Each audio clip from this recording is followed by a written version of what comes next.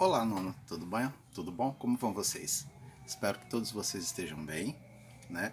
E eu gostaria de trabalhar com vocês hoje um pouquinho do final do nosso capítulo 1, do nosso capítulo 2, na realidade, que fala um pouquinho sobre o movimento operário, um pouco sobre a questão da, da Semana de Arte Moderna, né? E eu gostaria que vocês pudessem se reportar lá na página 34 do livro de vocês, que fala um pouquinho sobre o que a gente vai tratar, que é a Semana de Arte Moderna. O Brasil, ele passava por uma mudança, né? Você tinha aí um nascimento de uma de um processo de industrialização. Um processo de industrialização que não era aquele processo de industrialização da Europa em si, que tinha uma indústria pesada de base, né? Não, era uma indústria de bens não duráveis. Era uma indústria ainda que estava nascendo, né? E uma indústria que utilizou muito da mão de obra europeia, que tinha vindo pós 1888. 13 de maio de 1888 a, acontece a abolição da escravatura. E daí o que, que acontece? Uma parte considerável desses trabalhadores, né, dos escravos, eles não vão ficar nas fazendas. Você vai precisar de mão de obra. E essa mão de obra vai ser buscada na Europa. Pomeranos, italianos, alemães e até japoneses vêm para o Brasil integrar essa nova força de trabalho. E o negro é relegado é dado apenas à liberdade, não é dado à cidadania, né? Muitos historiadores trabalham com essa perspectiva. Não é dada a cidadania para os negros. E aí ele fica relegado ao esquecimento ali, à marginalidade, né? Ficar à margem, né, da sociedade. Pois bem, uma parte considerável desses trabalhadores europeus vem para compor principalmente a força de trabalho rural. Só que muito desses trabalhadores não ficam nessa nesse novo trabalho, né, para eles, porque a boa parte desses trabalhadores não eram trabalhadores do campo em si, eram trabalhadores de cidades. Vejam, por exemplo, o caso da Itália e o caso da Alemanha. Você teve o processo de unificação de pequenos reinos, de pequenos condados que deram origem ao país Itália e ao país Alemanha. Aí o que, que acontece? Essa população, ela sobra, ela fica sobrando, se é que isso é possível, mas fica sobrando dentro daquele espectro, dentro do país, e não há espaço para eles. E aí o imperador na época, Dom Pedro II, resolve utilizar essa mão de obra, trazer essas pessoas para o Brasil, porque acreditava-se, por exemplo, que o Brasil tinha negros demais, então você precisava, na visão da época, e tem muito a ver com o que a gente vai tratar também aqui, né, que é a teoria da eugenia, de você limpar a raça, tornar a raça branca, né, já que na concepção de muitos da época, e ainda tem gente ainda com esse tipo de concepção, né, pasme, que o negro não era muito inteligente, o negro era trabalho pesado, então os brancos eram as pessoas dadas à inteligência e ao saber, ao conhecimento, né? Sabemos que isso não é bem verdade. Então, o que, que aconteceu na época? O imperador trouxe essa população que estava sobrando, né, dentro desses países recém-criados para o Brasil, e eles foram ser a força de trabalho na roça, basicamente. Só que eles chegaram aqui, muitos deles não se adaptaram. E aí criou-se um novo problema. Mas aí você tinha uma indústria que estava nascendo. E essa indústria que estava nascendo, ela estava nascendo justamente pela mão dos antigos cafeicultores, dos antigos produtores rurais da época, que começaram a utilizar o seu capital para poder fomentar um processo de industrialização. Indústria de alimentos, indústria têxtil, por exemplo, na época, né, no sul e sudeste do Brasil, e essa força de trabalho foi compor porque boa parte dessas pessoas já trabalhavam nesse tipo de trabalho lá na Europa, né? Então não foi tão difícil assim fazer com que elas se adaptassem a essa nova atividade, porque do Brasil, né? Porque para essas pessoas essa atividade não era tão nova assim, né? Então, você vai ter, por exemplo, a formação de sindicatos, a ideia de sindicatos, a ideia de trabalhadores unidos, de trabalhadores com direitos, não era uma ideia que nasceu aqui do Brasil, foi uma ideia que foi trazida pelos europeus, né?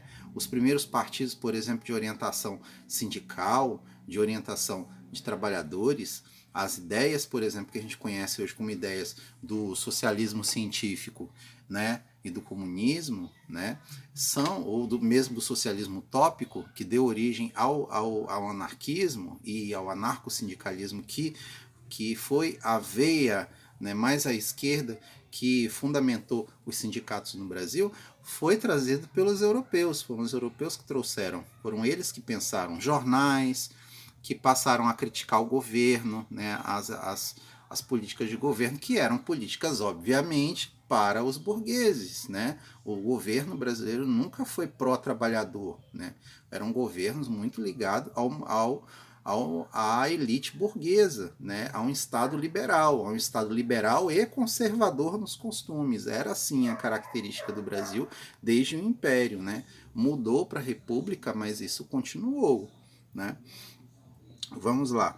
Então, por exemplo, aqui a gente ia falar da Semana de Arte Moderna. A Semana de Arte Moderna era um grupo de brasileiros que estiveram na Europa durante um determinado tempo e que trouxeram ideias de democracia, ideias de liberdade, ideias de nacionalismo que era um novo tipo de conceito político, que ele não fazia distinção entre direita e esquerda. Você tinha um nacionalismo de extrema direita e tinha um nacionalismo de extrema esquerda, né, que fazia parte das teorias políticas da época, que eram novas teorias que estavam surgindo, já que aquela democracia representativa que a gente conhece, que a gente prima lá nos moldes da França, né, da França do Iluminismo, elas estavam começando a ficarem desgastadas. Por quê? Por causa da corrupção, por causa da malversação de dinheiro público. Né?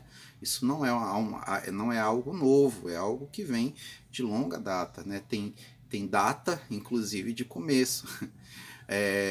Então, essas ideias nacionalistas, elas foram o que pavimentaram as ideias que deram origem à Semana de Arte Moderna do Brasil, com grandes pensadores como Oswald de Andrade, Tarsila do Amaral, Anita Malfatti, tem um outro aqui, o Graça Aranha, o Mário de Andrade, né, grande poeta, mas o Oswald de Andrade, que era um pouco mais agressivo, o Mário de Andrade e a Tarsila do Amaral talvez sejam os de maior expressão, né?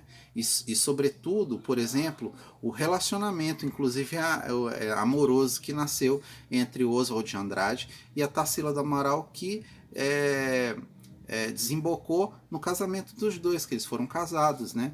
Talvez o quadro da Tarsila do Amaral mais famoso é o Abaporu, né? Que foi um quadro que ela fez para dar de presente para o Oswald de Andrade, se eu não me engano, no aniversário dele. Um quadro que na época não teve lá muito valor, mas que hoje vale milhões, né? Milhões de dólares, né? Um quadro extremamente valorizado, que mostra bem o período da Semana de Arte Moderna.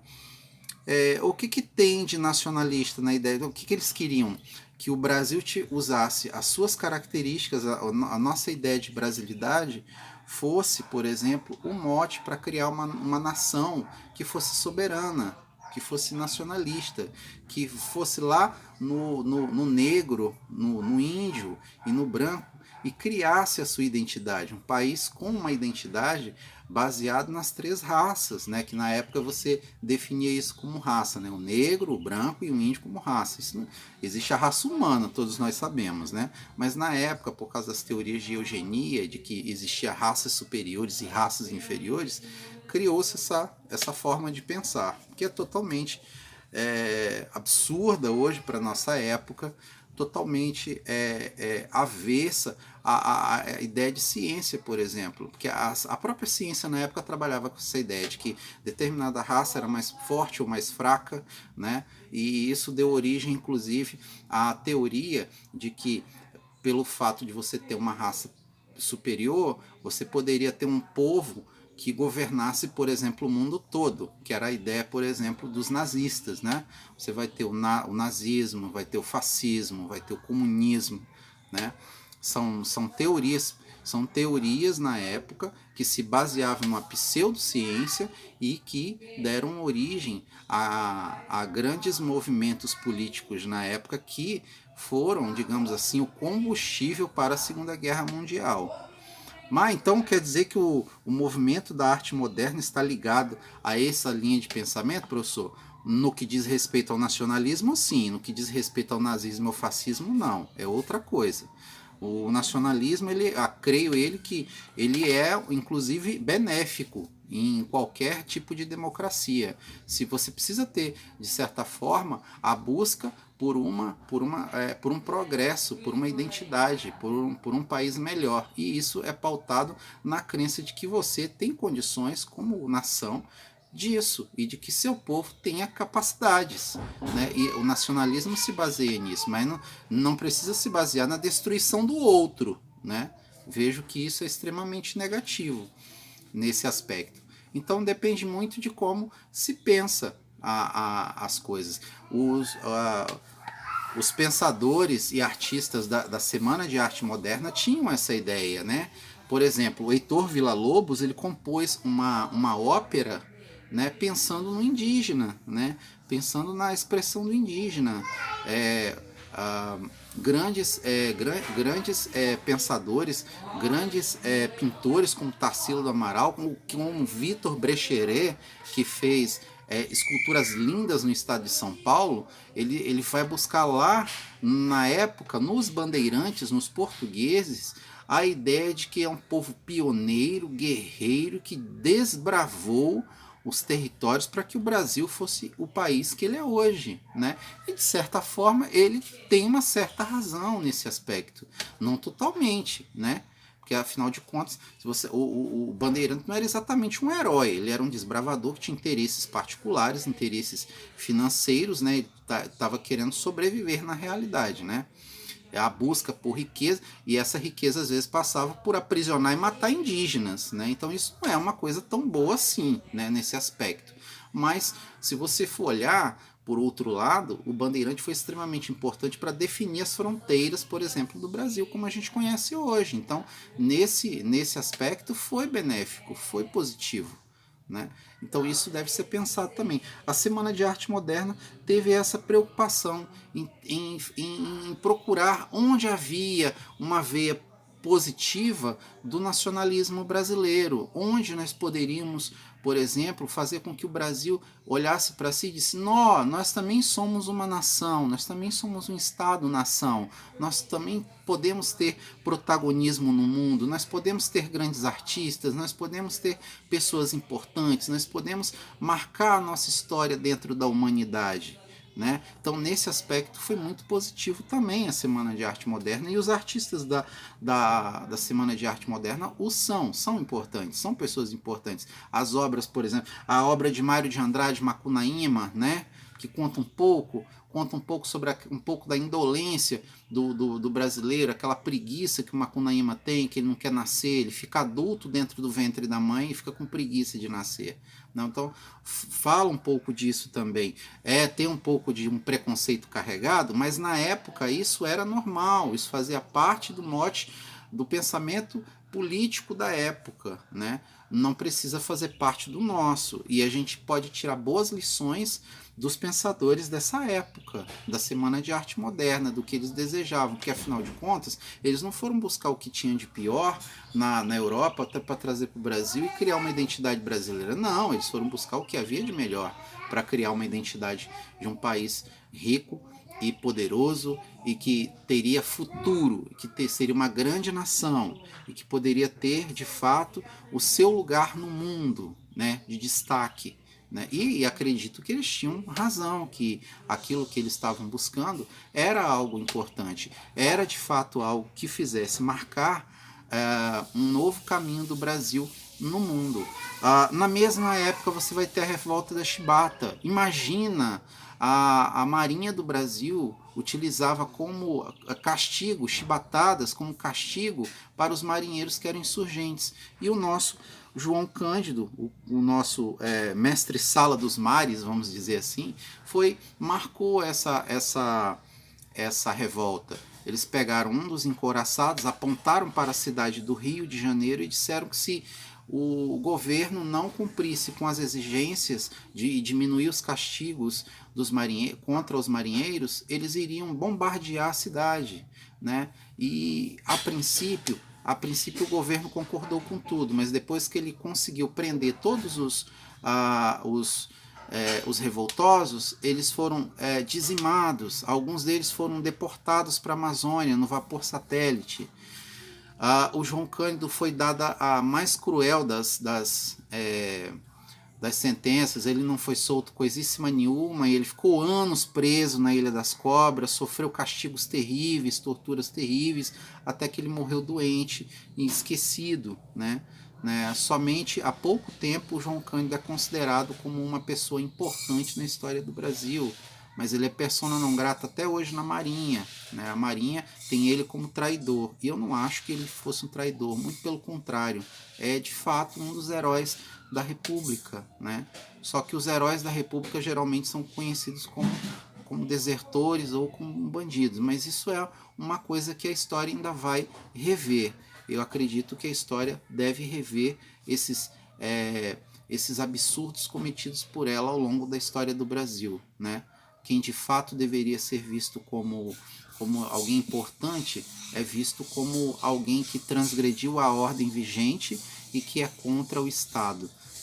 É uma pena, né? Uma pessoa tão importante como o João Cândido foi, e que tudo que ele queria era apenas liberdade, né? E que fossem tratados com dignidade os marinheiros.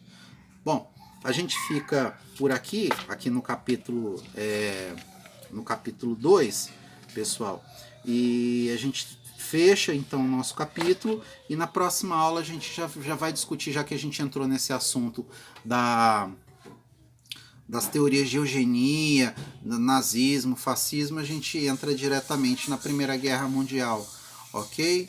Até lá, essa semana, provavelmente teremos atividades novas, tá? Eu estarei na Classroom para fazer as correções, e logo a gente vai ver novas atividades, tá bom? Vou postar um vídeo ainda essa semana, já alguma coisa sobre a Primeira Guerra Mundial. Até lá, tenham todos um bom dia.